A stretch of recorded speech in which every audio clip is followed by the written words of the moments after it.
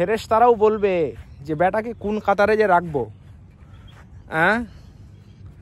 তারাবি পড়নেওয়ালাদের কাতারে রাখবো নাকি তারাবি ছড়নেওয়ালাদের কাতারে রাখবো। আসসালামু আলাইকুম ওয়া রাহমাতুল্লাহ। দয়ার নবী সাল্লাল্লাহু আলাইহি ওয়াসাল্লাম হাদিসে পাকের মধ্যে বলেছেন, বুখারী শরীফের হাদিস, মান কামা রমাযানা ঈমানান ওয়া ইহতিসাবা গুফিরা লাহু মা তাকদ্দামা মিন যামবি। যে ব্যক্তি আল্লাহর উপর ইয়াকিন এবং বিশ্বাস রেখে রমজানের রাত্রে তারাবির নামাজ পড়ল, আল্লাহ তাবারক ওয়া তাআলা তার বিগত জীবনের সমস্ত গুনাহ মাফ করে দেন। সুবহানাল্লাহি বিহামদিহি সুবহানাল্লাহিল আযীম। কিন্তু দুঃখের বিষয়,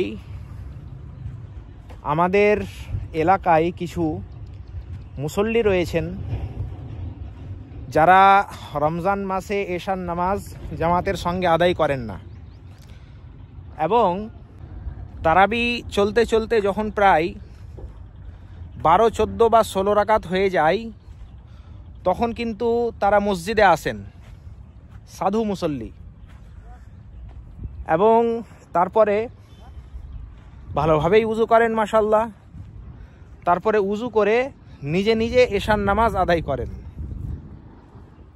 এশার নামাজ আদায় করার পরে যখন সে নিজের নামাজ থেকে এবং সুন্নত থেকে ফারেগ হয়, তখন তারাবি আর মাত্র 3 থেকে 4 রাকাত বা ম্যাক্সিমাম 2 রাকাত বাকি থাকে।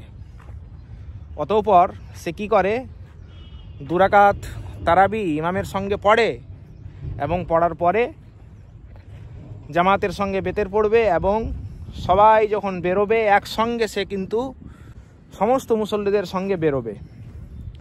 লোকে মনে করে যে বাহ, খুব ভালো মুসল্লি, পুরো তারাবির নামাজ পড়ছে, কিন্তু সে মনে করেছে যে আমি খুব ভালো করলাম, কিন্তু ওয়ামাকারু ওয়ামাকারাল্লাহ আল্লাহু খায়রুল মাকিরিন। সে নিজেকে ধোঁকা দিল, আল্লাহকে ধোঁকা দিতে পারবে না।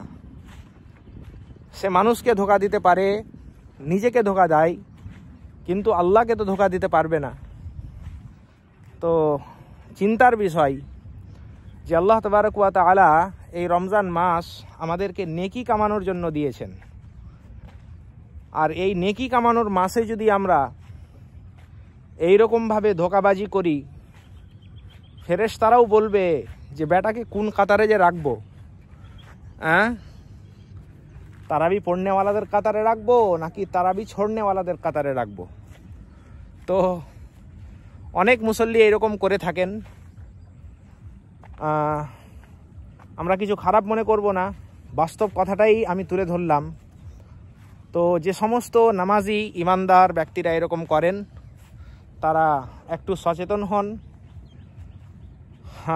যে সুযোগ আল্লাহ তাবারক ওয়া তাআলা রমজান মাসে আমাদেরকে দিয়েছেন, এই সুযোগের সদ্ব্যবহার করুন, সঠিকভাবে রোজা রাখুন, সঠিকভাবে তারাবি পড়ুন। আল্লাহ তাআলা আমাদের সকলকে আমল করার তৌফিক দান করুন। আমিন।